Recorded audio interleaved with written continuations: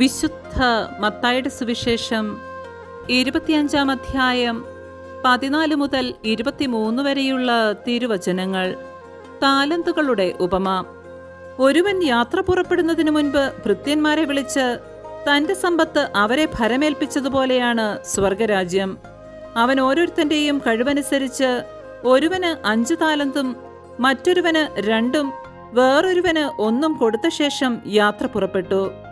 5 താലന്ത് ലഭിച്ചവൻ ഉടനെ പോയി വ്യാപാരം ചെയ്ത് 5 താലന്ത് കൂടി സമ്പാദിച്ചു. 2 താലന്ത് കിട്ടിയവനും 2-ഉം കൂടെ നേടി. എന്നാൽ 1 താലന്ത് സമ്പാദിച്ചവൻ പോയി നിലം കുഴിച്ച് യജമാനന്റെ പണം മറച്ചുവെച്ചു.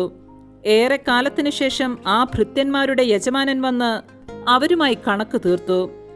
5 താലന്ത് കിട്ടിയവൻ വന്ന് 5 കൂടെ സമർപ്പിച്ച്, യജമാനനെ, നീ എനിക്ക് 5 താലന്താണല്ലോ നൽകിയത്, ഇതാ ഞാൻ 5 കൂടി സമ്പാദിച്ചിരിക്കുന്നു എന്ന് പറഞ്ഞു. യജമാനൻ പറഞ്ഞു, കൊള്ളാം, നല്ലവനും വിശ്വസ്തനുമായ ഭൃത്യ, അല്പകാര്യങ്ങളിൽ വിശ്വസ്തനായിരുന്നതിനാൽ അനേക കാര്യങ്ങൾ നിന്നെ ഞാൻ ഭരമേൽപ്പിക്കും.